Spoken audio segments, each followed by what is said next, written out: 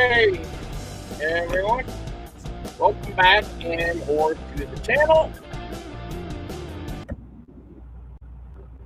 We are sitting here in Covington, Virginia, and we are hanging out at the Loves again. So just getting kind of comfortable here. So how's everyone doing? It's been a trifle last few days.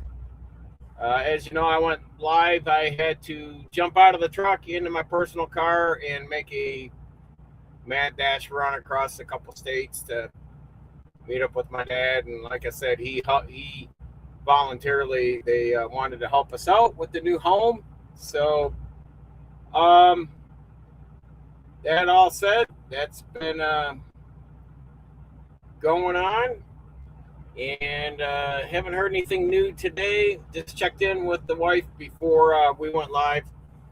So other than that, it was a busy week last week, and that's why this week was more of a refreshing week and a start of a good fresh week.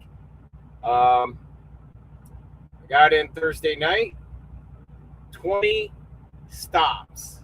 I did 19 deliveries in one pickup for a backhaul. So I made 20 stops in a 5-day span over 4 states, and pretty much maxed my ELD or logs. I always call them logs. I know the younger kids, they're like ELDs. Well, yeah, electronic logs. So deal with it. And 2,500 miles the week before, I had 18 deliveries and one pickup. That was 5 days with 2,750 miles. So this week it's a little more mild. I only have 12 deliveries, and this is over 4 states. And I started up three deliveries around Columbus and down towards the southeast corner towards Marietta, Ohio, and then got my West Virginia and this portion of Virginia done here in Covington, up in these parts, the Greenbrier area and all that stuff. So now we are going to head into Roanoke tomorrow and then work our way back up. I've got to finish up in northern Kentucky this week. So a little change of pace, but pretty happy that things are a little bit lighter this week. It's like I want to sneeze here. So things have been going well, but we are definitely digging in. The car, my daily driver, my red Ford Fusion, if you'd see it a lot on the RK Auto Detailing channel. I got that up for sale, so I finished up the maintenance on it a couple weeks ago and made sure it's high and tight. And then I detailed, deep shampooed the trunk and interior Saturday. Thunderstorms, rain, just torrential rain all day Saturday. I was standing water in my backyard. So I just figured I'll do the interior, get that done. I detailed the engine, and I'm going to polish the outside, and that's ready to go. And then I got to get on the wife's car, and I got to get on the golf cart yet. Things that got to get done and accomplished before we load everything up and head out to Arizona with it. So that red car is up for sale for $6,500. You can look down in the description of this or any videos here at this channel if you are interested, and we can send you a description and pics and that jazz. But we are, I think the wife right now is taking care of. She's just busy every day. I said, both of us are going to be tired and in a lot of pain because, like Saturday, I just wanted to lay around because I was pretty exhausted from the all-night driving through Friday, and I got home Friday evening. But I just said, until we are moved out there and settled in, we're going to lose a lot of sleep, and our bodies are going to be painful and achy because we're not young. And definitely no one's really stepped up to, want to say, hey, here, how can I help you? My daughter, uh, my wife's sister-in-law did offer, but really there's nothing to pack. We're just trying to sort things out between what's thrown away, given away, and sold. And but my daughter has really stepped in and helped us get a lot of stuff moved out of there. So I have to thank her for that. Um, she's made the biggest dent so far. But I'm hoping this week when I get back, not to say if I may go back out, because I should be back Wednesday night. I was thinking Thursday, but now it's going to be Wednesday night now. I'm way ahead of schedule. Things kind of went well, but yeah, Thursday was Saturday was thunderstorms. Then I go to leave out yesterday, being it was Easter. My customer wasn't open, so normally I make that delivery on Sundays. So I ended up parking down the road from them and delivering this morning. But surprisingly, because of that, I still am in front or right on time for my schedule for this week. But to come from Grand Rapids to south of Battle Creek in a damn sleet and snow storm in the morning I'm just like, man, I'm over this.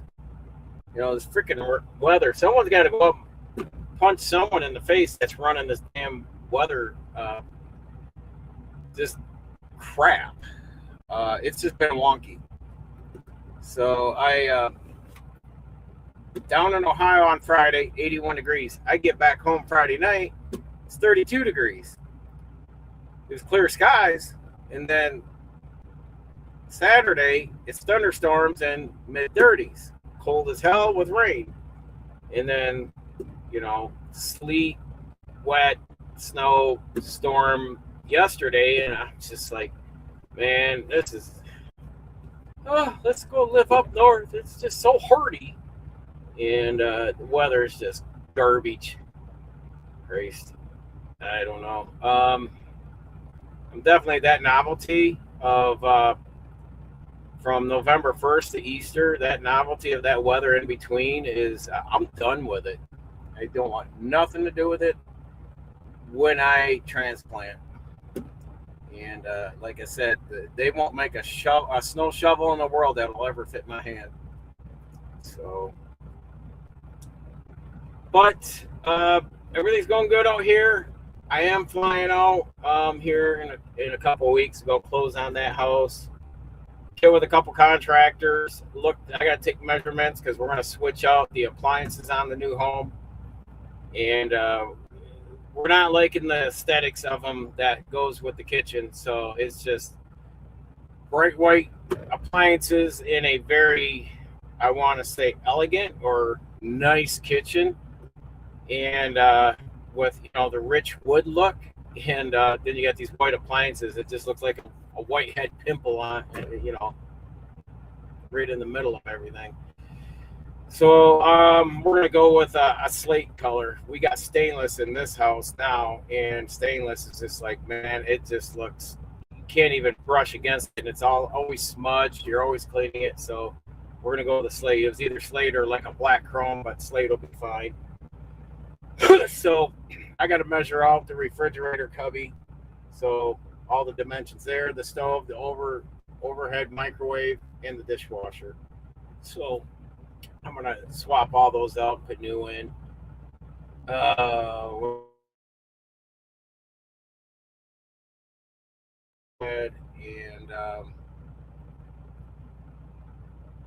still there. Yeah, I think we are. There we are. I saw that we just had a glitch here. So, yeah, the electrician, I got to take measurements, and we're not going to do any painting. It seems to be pretty decent, but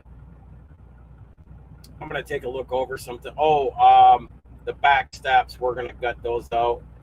And before we move out there, I'm going to have a general contractor come in. The front porch is all nice and done up in that nice composite type lumber that matches the house.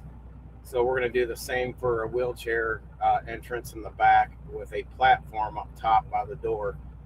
So that's the other side. I knew I had to get a contract or get a quote for that.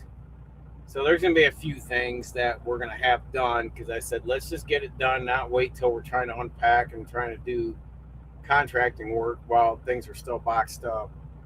We did this with this house, and it was, if you want to get frustrated and overwhelmed, try doing a construction project while you're trying to move in your new home. It's a pain in the ass, and definitely makes you and your wife kind of bicker at each other a little bit. But we just want to kind of move in, put our clothes away, stock the refrigerator shelves of food, and just kick back. It's about how I want to have it set up when we roll up. So, yeah, like I said,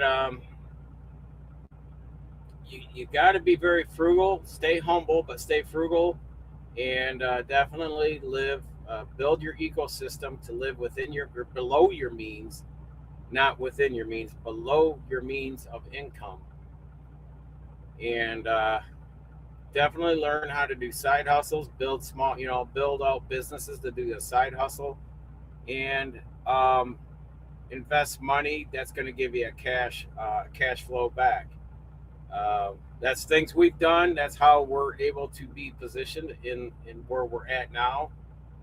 And we're sitting on equity with this house in Michigan, but we can't put it up for. I don't want to.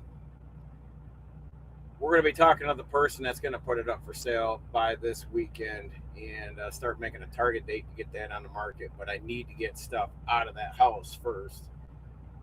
If it should sell right away, I'm kind of like caught with my pants down trying to move out of there when there's things I'm not taking with me. So the wife's been just struggling through a lot of pain and misery right now, but knowing that the clock is ticking every day because we can't sit around waiting to put this house up for sale. My cutoff time is May 1st. I want to have this up for sale.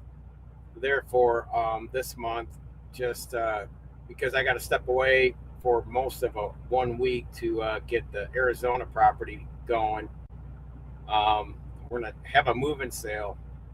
And I am going to live stream when I get home this week from the home. And I want to take you guys through on things that are going to be for sale. If anyone is in the Midwest area of like Ohio, Indiana, Illinois, Michigan, because we are in Grand Rapids, Michigan. But if there's anything, we have living room set, a recliner love seat with a center console and all that, and a glider rocker recliner. Those two.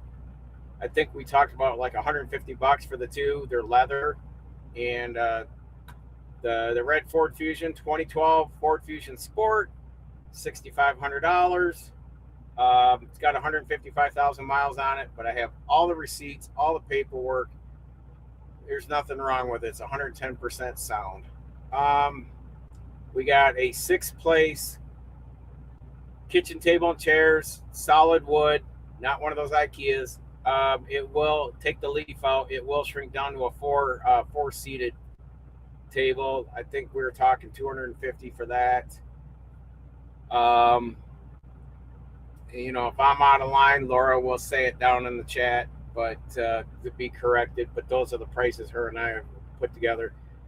I got a brand new snowblower. It's been used 9 times. The motor's still not broke in on it. It's a 10-horse, 2-stage Craftsman snowblower. I figured $800. It was a $1,300 snowblower. Not going to be blowing snow out in the middle of the desert. So that's gone. Put that up for sale. That's up for sale. I'm going to probably start sticking that out in the driveway when I'm home with a for sale sign on it with a bunch of other stuff. We have, I think, 7-foot tall commercial shelving, steel commercial shelving that you can either put in your garage. It's like 2x4 long shelves. It's got like, what has it got? 1, 2, 3, 4, 4 or 5 shelving on it with like half-inch thick wood. So those were about $100 a piece. I figure $35 a piece just to get those moving. And then the 2 chest freezers. We have 2 16-cube chest freezers. One's 2 years old, the other one is 3 years old, and each one will hold around 500 pounds of beef each. So I got those two up for sale. So that's about the gist of the bulk of things. Besides little stuff here and there, which we'll do a moving sale out in the garage and driveway when the weather comes to a senses. But yeah, so that's what we're trying to get accomplished. And on top of doing all that, and the stuff we are keeping, I got to move. I was going to do it Saturday with thunderstorms. I'm like, I am not getting an open top trailer out, to get it out of storage, bring it down to the garage. Just hauling things in the pouring rain was not making sense. So I figured, all right, I'll detail the car and get that finished up. So we got to move the keepsake stuff that we are taking across country. I got to get that in the storage unit. What else? Then I got to start replacing windows. I'm going to do at least two at a time when I'm home. My neighbor's going to help out with his business with the power washing and that. Hopefully, I can maybe convince him to help me get the decks stained in the back so we can get that wrapped up. A lot of work to do to get the house prepped and ready, and I probably will need to get a painter in there too. So I got one guy I'm going to ask, but I'm going to check with the person that's going to run through and do the assessment of what needs to be fixed, touched up, and what have you. So what's going to be, what they want to see for on the market. I'm just trying to get that sunlight right here, and I've got both. Yeah, I can't get around it. That sun, it was just like last time I was here. That sun's getting ready to peak down over the mountain. It's always right at the peak before it starts cresting down. Let's see. Kitchen set, 350. Living room, love seat recliner, 250. Yeah, I mean they're negotiable, but I kind of had a hunch I was in the ballpark. But we need to get that stuff moving and get it out of there. Um, I just don't want to be moving furniture around when the painter comes in, so I'd rather just hurry up and liquidate it this month, or at least by towards the end of the month and get a painter in there. But we need to clear the house out of all the. You find out when you're just a couple empty nesters, and there we go.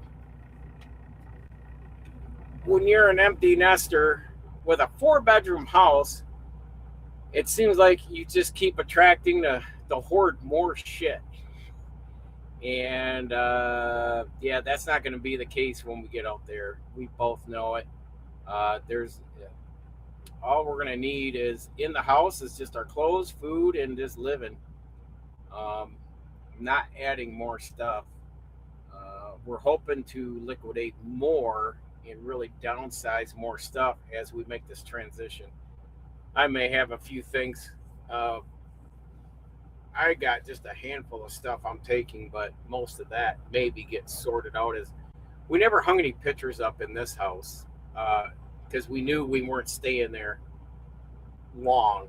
Um, the next house, we are going to be hanging pictures and just making it more homey.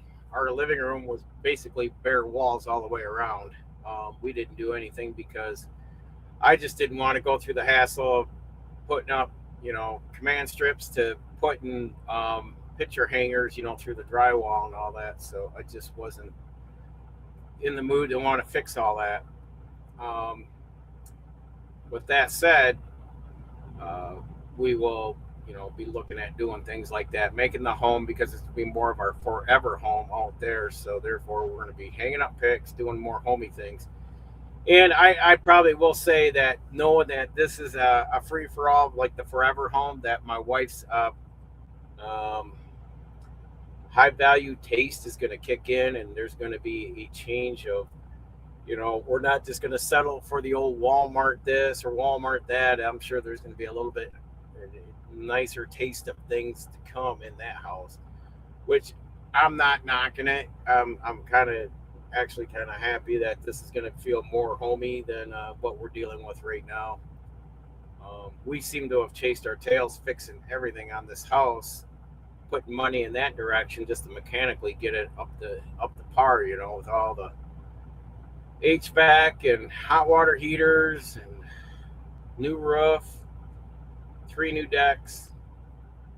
I put in 2 new garage doors, rebuilt the main garage door plus the garage door opener, finished the garage, insulated the garage, ceiling walls, breezeway, can lights in the breezeway, wheelchair ramp in the breezeway, new washer and dryer, new appliances, um, refurbished all 4 bedrooms we've redone, um, and 1 bathroom I redid with all the plumbing and all that. So at a point you just get to a breaking point of, what, I'm tired of working on this damn thing, and the house is just too much for us. It's too big of a house for 2 of us, and I know a lot of people have, they have children, grandchildren, they got family gatherings. We've lived there for going on 11 years, and my dad has visited 2 3 times, and my wife's family has probably came and spent, a handful of times. So my kids have stayed with us, but a lot of that had to do with COVID. But at this point in junct, uh, point in our lives, um, we got to start living. I just can't be bending a knee and just catering to everybody. We got to start having we time. So we're looking forward to it. I just been looking at some terrain and stuff out in the southwest from Utah, the St. George and Hurricane area, all the way down in the southern Arizona, because we're going to get together with some friends of ours and do a lot of side by side riding. Once, probably after the first year we're out there, we'll probably get a toy hauler and a side by side. But I just want to make sure my job's doing good. Once I land a job out there, that's doing well, stable, where the economy's at before we go out to spend money on a toy. But that's the one thing we want to do is go out and explore the terrain from, like I said, southern central Arizona all the way up into Utah, even up in Grand Canyon area. So, who knows? We could probably go up to Colorado and do some traveling up there. While our health is allowing us, I definitely want to just do a lot of traveling. That's why I don't want a big house. I don't want a big country spread yard that I've got to maintain and take care of or pay people. Um, After a while, as you get older, you just find out that it's getting to be a nuisance and overwhelming when you've taken on, you know, everybody the last 25 years, bigger house, big, big, big, big. And it's like, nah. I can see why it was so nice to have what they called affordable housing, but like a 3 bedroom, 1,500 square foot ranch style house in the 50s, 60s, and 70s. Now these builders, they won't build anything that's, much more than 25 to 3,000 square foot, you know, full basement, finished out, built out basement, upstairs, basically 3 story with a three car garage. And it's like, because they're looking at making a profit on it. They said they can't make a profit on a simple house that's 1,500 square foot. So they won't make affordable housing unless the government steps in and helps subsidize it. So that's up to them. This is our happy point. This is what we want to do because it's going to give us more freedom to be able to break away from the house without being committed to a lot of spending a lot of free time taking care, the upkeep of things for the most part, and especially the winter months in Michigan where it's hard to travel when the roads are bad, snowstorms and stuff like that. So we just see a lot more freedom. Plus, um, it's gonna we're gonna have a lot more debt paid off to where even financial freedom, where we're gonna have more freedom on that too. So it's going to be a new experience and a new feeling, which is something I haven't felt in 25 years. Because I remember when I divorced back in the end of 2000, I had financial freedom. I had it right up till July of 2005. I had no bank notes, no debts other than rent, utilities, and insurance, not even taxes. And because I rented a two-story townhome at the time, it was just my son and I. So it was simple, it was easy, and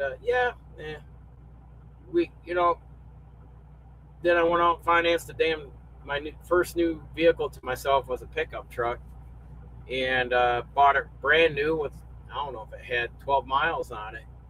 We went out, my son and I went out, took it for a test drive for half a day, came back, signed the paperwork, bought a brand new Ford four-wheel drive pickup for $18,000. Air tilt and cruise is all I wanted. I didn't want no carpeting. I didn't want nothing fancy. I didn't want no power windows, power locks, none of that. Because I knew we were going to go supercross racing, and I said that thing's going to get dirty, dusty, and all that, and I wanted something easy to clean. So, yeah, $18,000. I said, go buy a brand new pickup truck off the dealer lot these days for that kind of money. So, you made, if you're lucky, you probably made what, $20,000 will probably pay the first year of payments on a 5-year loan or even a 7-year loan. But we're pretty stoked and happy. Um,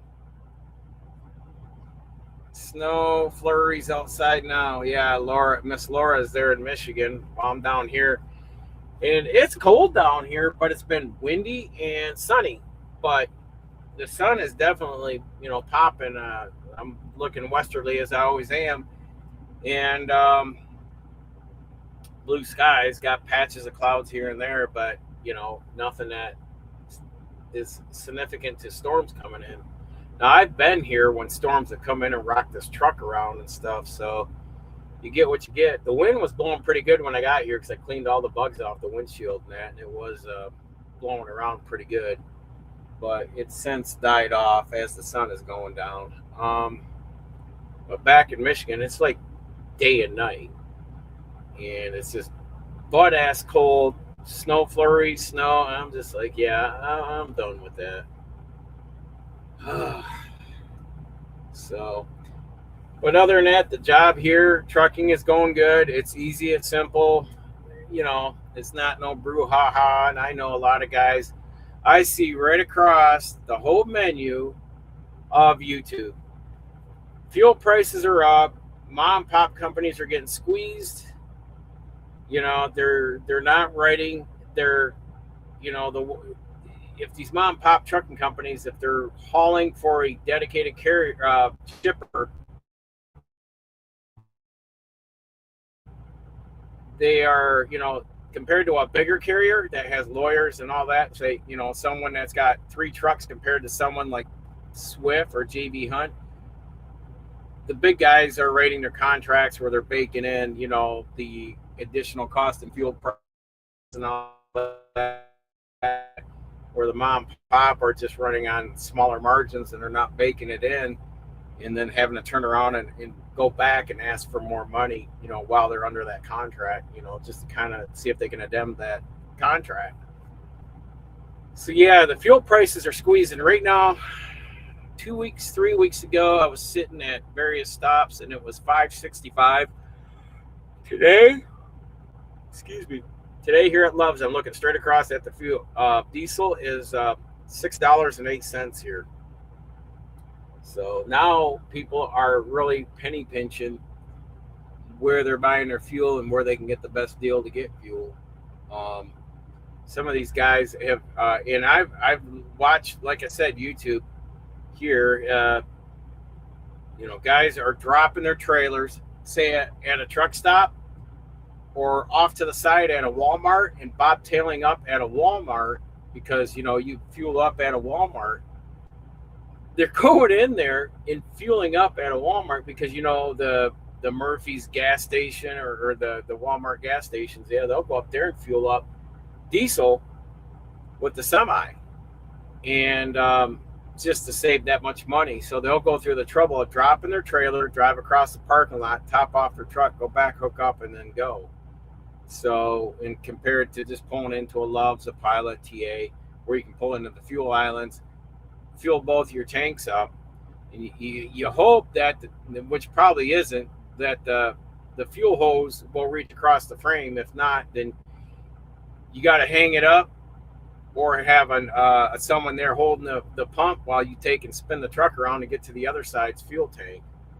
So these guys are doing whatever they can do to survive and keep going. But I'm hearing that capacity's up, rates are going up, but it's canceling out with the higher price of fuel.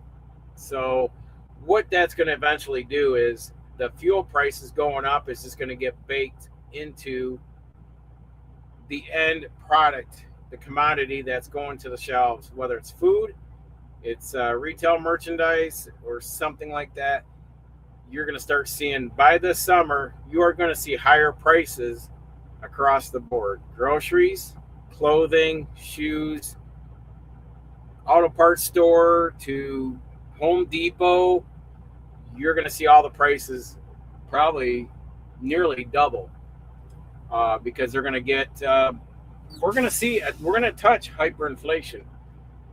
Mark my words, because unless the ass monkeys, and I'm not just saying one party, I'm saying the entire United States government in their hegemony to go and be the powerhouse of the fucking world, to go and just them and their Department of War, they call it DOD, Department of Defense. I call it the Department of War. They just go around, bully all the nations, start wars, and rape them of their commodities. I'm just saying, just come back, set the military up on our borders and say fuck you and just go back to isolation. It's going to feel pain that way, but I'd rather feel that pain instead of just having everyone pissed off at us. We're the biggest producer of oil in the world. Why aren't we, because the oil companies are making more money exporting it out to other countries than it is to just put it here in our own gas stations, any more than the farmers that are exporting everything they make. They should just say, nope, all the farming, all the oil, all those natural resources are staying here. They're not getting exported. Figure out your own shit to these other countries. So, but that's my take. People don't agree with it, and oh well, I don't care. I'm a Gen X, and any more than the people that are driving these semis, they're foreigners. They're illegal, ignorant foreigners, and I give them no respect. Nor do I wave at them. Nor do I'm sorry. Show me that you're a citizen, and show me you're trying to be, part of the assimilating to this country, or are you just here to drive a truck and send all your money back to your dirty country? So that's my take. Everyone's got an opinion, like a belly button. Everybody's got an opinion. So, but I'll just keep it at that. But once the sun comes down, it was cool last night. I ran the bunk heater last night at about 86 degrees. It was cold last night. It got down to 30, 32. And I would imagine that as the sun settles even more, I'll end up, because I've been running the AC to keep it cool in here, but I'll end up running the heater later on. So I've only been idling 7, so probably a couple hours right now. I don't have an APU on this truck. That was the one thing I asked for the specs. And basically, they just pulled the most bare bone piece of shit out of the backyard of Ryder Truck Rental and said, here you go, fucking deal with it or go find another job. So I'm like, so if I sit here and idle with my AC on, I'm sorry, at $6.08 a gallon, but we get a discount because we fuel up at a Ryder shops. So as long as we're fueling up at a Ryder branch location, they give us a tremendous discount on fuel, and that's all baked in again to the lease program that we have with these trucks, along with the maintenance, the upkeep, and the fueling. So, but yeah, it's everything in a nutshell. Um, I'll probably have I'll probably finish up with one or two stops or something to do on Wednesday. Then I'll truck back in, be in Wednesday late afternoon, and then call the boss man, see if there's anything jamming for Thursday, Friday. If not, yeah, I'm gonna be home just running like a cheetah because I got to get stuff done, and I got to utilize every minute of the day I'm home to get everything aligned and going. And having help would be great, but I've not seen anybody to come around and just physically give me help where I need help, like not packing shit. It's like we can do that all fucking day. It's I need help. I need another set of hands there to help put windows in, take siding down, hang siding up. Um, staining, painting. It's like, man, I mean, I'd give someone some money if they, but don't be the bullwinkle standing there like I never hung windows before, and like, dude, I'm not gonna pay you to stand there and try to learn how to put windows in. I'm gonna fucking hurry. I'm gonna be running around trying to slam some windows in, get it done, buttoned up, and move on to the next pair of windows because they're about, it's gonna cost me just over $500 for a pair, and I'm only gonna do them in pairs each just because we got to be, I don't want to burn all the money up on just start throwing money out there just because I got a bunch in the bank doesn't mean I go and just burn through it. But I know I need to get 8 windows done out of like 30, well, 8, 10. So there's 10 windows, but I'm only doing 8. One's a small little kitchen window that's probably 12 by 12 or 18 by 18, and then that big slider window, I'm not changing that out. The new owners can deal with that, but I may have to do the man door on the front of the garage because the water it's just a cheap $100 door, so I'm going to have to swap that. The door jam's rotted, so I'm going to have to swap that out. So I'll just put another one in, but this time I kind of got an idea on how to handle that. So it'll look nicer and more refreshing. But that's probably it. Besides the staining of the decks, and unless my painter comes in and he can or knows someone that can stain good, because I don't want to be out there like for me to spend 2 days staining 3 decks by myself, and I got a sprayer, so I would spray them, and because of the spindles on the hand railings and all that, I did those by hand, and I'm not doing that again. I about blistered my skin out there in the sun doing it. So this time, I'm just gonna mask off with plastic. That painting drop plastic. I'm just gonna hang that on the side of the house for overspray in the sliding window, and I'm just gonna go down. I'm just putting it into the sprayer and going to town. I don't have time for rolling it out or brushing it on or dabbing it on or however you guys want to do it. I'm just spraying that bitch on and just make it as good as I can make it, and go from there, because 2 of them are pretty much bare wood and the other one's got some, the stain we use is just too dark, and I want to go with like a beige or a tan or something to kind of match the siding, but that dark color in the summertime, that wood gets too hot and the dog's paws can't really handle it. So you need to go with a brighter color when you're doing stuff like that. That's just a lesson learned. Anyhow, how long have we been trucking along here? 40 minutes. And the wife, we're trying to burn through all that last half a cow that we got. She said we're finally making a dent, but she did up, what did you say, Laura? You did up 5 T-bones, 2 or 3 New York sirloins. All I know is she cut up most of the T-bones, and I ate 2 of them Saturday. She cut up 3, and I don't know if you kept some, but I had 2 big tubs of chopped up steak that I can do wraps and rice and whatever I want to do in here. But we're burning through it. Like right now, I'm eating high on the hog on all kinds of steaks. So we got to burn through those freezers full of meat. So I don't buy food out here because I got enough at home. I said, let's burn through that bitch.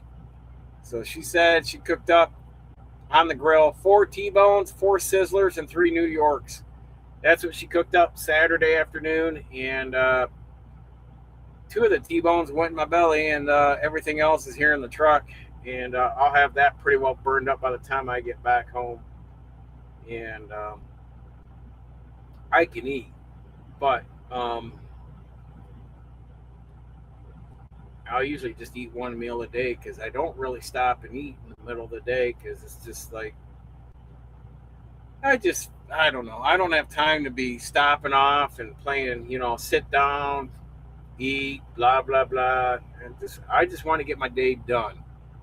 I'm kind of, by the end of the week when you're heading home, the week's done. Even if I go back and do another load, when I get the freaking week done, I'm road fatigued. I'm just like, dude, I'm tired of being behind the wheel and looking out the window and dealing with people's ass hat shit out here. The way they drive. They can't just tuck in behind my trailer when 50 yards, the exit's coming up and they can just, veer off to the right. No, they got to come up and nearly drive in the grass and up on the on-ramp because they gotta shine my bumper for me every freaking time. I don't know what it is with Americans and the way they fucking drive anymore. And, but it's just asinine. And, there's going to be a day when I'm sitting on the front porch having a mojito and a stogie and like, the fuckers can all play smash up derby out there. I don't give a shit no more. And that's why I said, the biggest thing I'd say right now, I'd like to see that will jar everything is that Delilah's Law. That needs to be pushed through. And that needs to happen regardless. And the biggest enemy and the biggest evil out there in trucking is ATA and OOIDA. Those 2 entities are promoting the mega carriers because they're the biggest. They promote the companies that promote and hire all the foreign drivers. So, and these damn shitbox brokers. I don't know, but man, I don't know when brokers got so bad, but I know there's going to be a few. I could just reach through the phone and punch them in the face. I've never seen such horrendous, whether it was like back in the day, Coyote Logistics, TQL. That's the biggest shit-stained turd brokerage out there I've ever seen. C.H. Robinson and all these guys are just shitboxing. Well, we're going to give you a penalty if you're like 5 minutes late. You know what, fuckers? I'd like to drag them right through the phone. Get the passenger seat and ride with me then. Otherwise, shut your pie hole.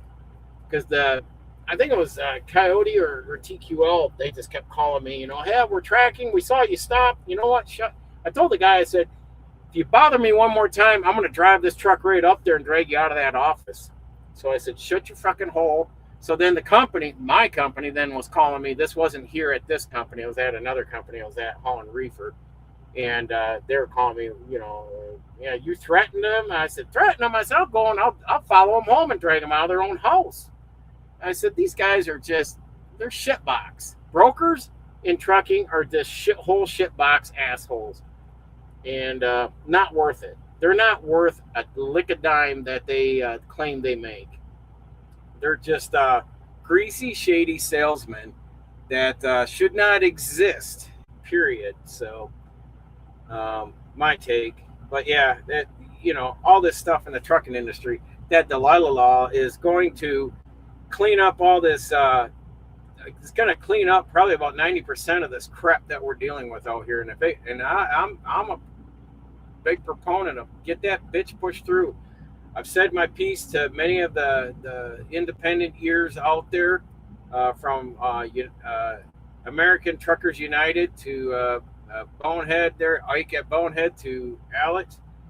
I said, you get on the horn, use your platform, and push the living bejesus out of that law to make sure it becomes a law.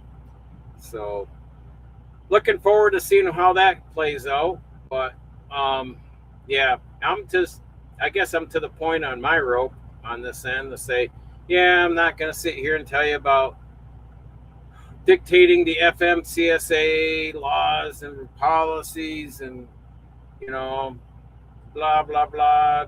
Fuel prices are high. Yep. All right. Don't idle your truck as long. Slow down, drive slower. Speed limit says 75, do 65. Who gives a shit? Drive slower. You know, get a truck that's going to get good fuel mileage. Don't spend your money on all the bling bling and accessories on your truck. Just get a basic truck like this. The only thing I wanted on this truck was the APU. I would love to have the APU, but other than that, the APU does give you a good return on the life of the truck over, like, say, a 5-year span.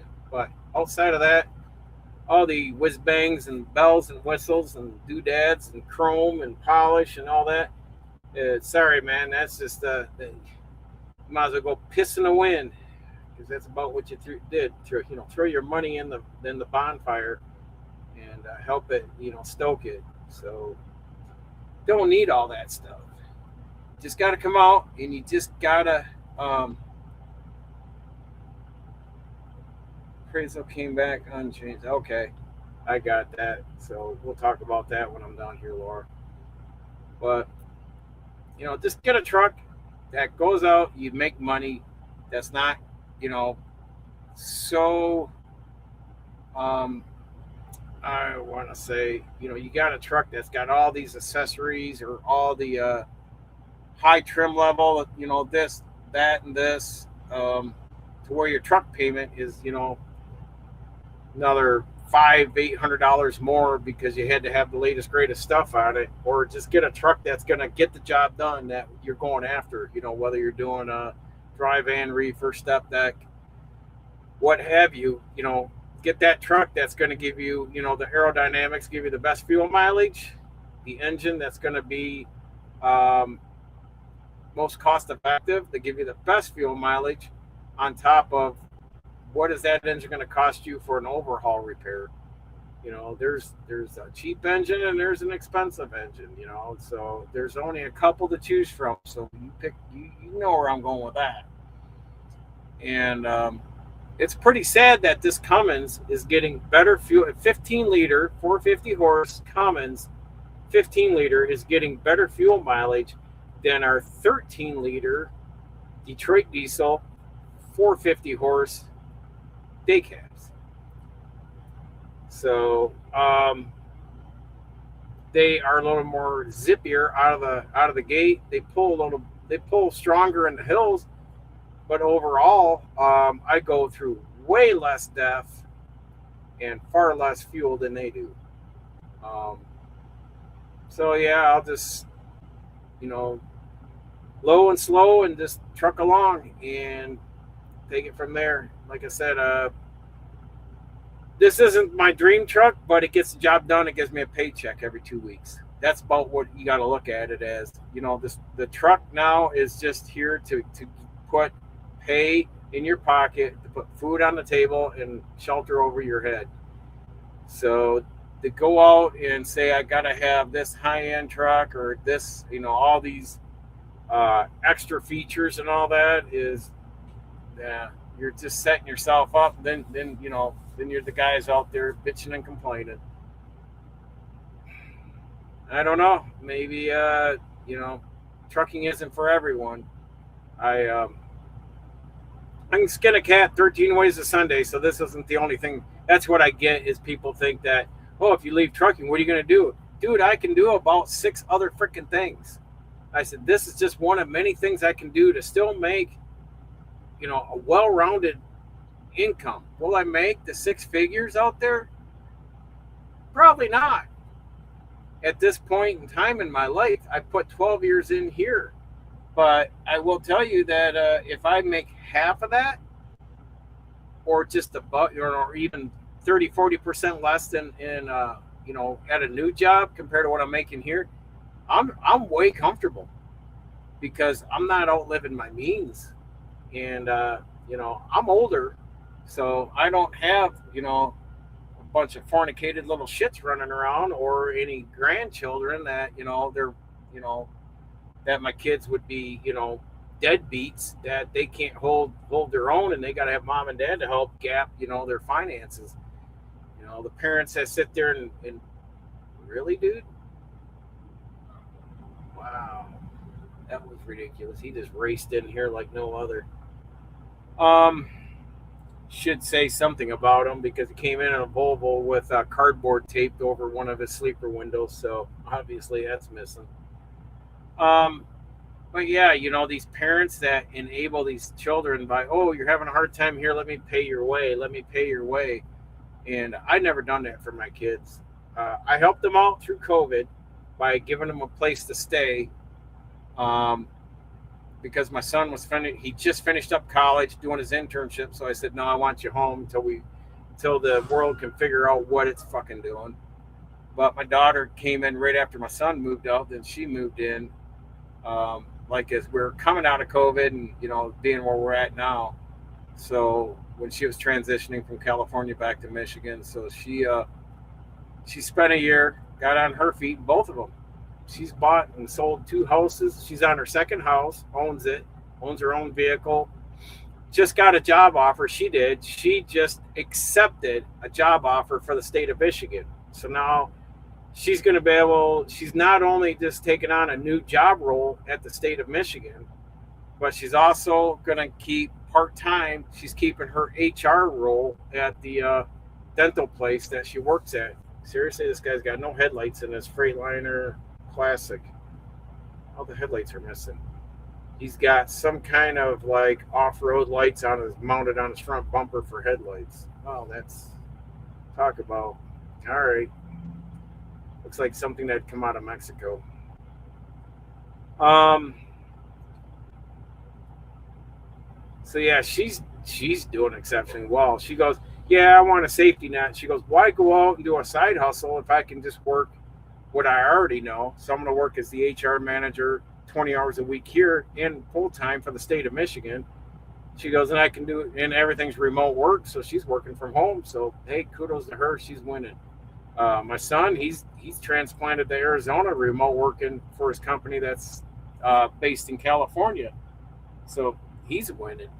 He goes back about once a quarter. He goes in there for a week or two. But other than that, kids are doing great. They're not married. They're single. No grandkids. I told them don't have kids in this world where one side of the fence can't figure out what fucking bathroom to use, and the other side is, I don't know. Everybody's lost out here right now, and I just say, quit listening to the news. Quit listening to the U.S. government. You talk about some of the worst people on the planet is the governments in the world, period. I just say, just go out and do our thing and just ignore them. And don't participate with them. Don't become part of their military. Don't participate with their wars. And, maybe if everybody starts turning a blind, I don't want to say a blind eye, but just turns away from them, they'll realize that they don't have the support of the citizens of their nations. Maybe the citizens will get a pair of balls one day and overthrow some of these governments and kick these people out. But who knows? That's just my theory. Everybody else that just follows lockstep, government tells you to take a shit, you got to run to the bathroom, take a shit, and use pink toilet paper because the government says so. Those are the brainwashed people. So I don't care. And I love it. So, but yeah, as far as trucking, I'm going to wrap it up here, folks. I'm not going to camp out much longer. I want to eat, chill out, and I got to talk to the wife on some health stuff. But yeah, just stay in your lane, do your thing. The world's crashing down, or so they claim around us. Just continue doing your thing. Don't let what the government and these mainstream media and God knows these people that follow lockstep with what the government tells them. Just stay in your lane, close them out, focus on your ecosystem, and just keep pushing. And if you got $100,000 in here over here, and you want to buy a new car, I'd say put that $100,000 in something that's going to be an asset that's going to create cash, and let that cash from that asset pay the car then, because that car is going to come and go. And if you pay that car off, that money's gone. You'll never recoup it back. But your cash, your asset is always going to be there forever and ever. So you need to really start being more diligent as a society to putting money towards things like that and not into luxury items. So simple as all can be. But that's what we've done, and that's why we're positioned well. And even though the world's so-called burning down around us, we're actually thriving in it, thriving in this society, and it's just unreal. So the last time was 2008 to 2012 during the GFC global financial crisis, and I struggled because I couldn't understand then. I didn't understand economics or money or investing or anything. Why is it I couldn't afford to put gas in my truck? And it was just like, things were getting more expensive, but my pay never went up. So it's something I'm more diligent about now, and something I learn every moment of the day. And very blessed and happy to have wrapped my head into that in kind of the last 5 years alone. So, folks, stay safe, continue educating yourself. Knowledge is learned, not taught. And from the road, Trucker Ride, we'll see you in the next video.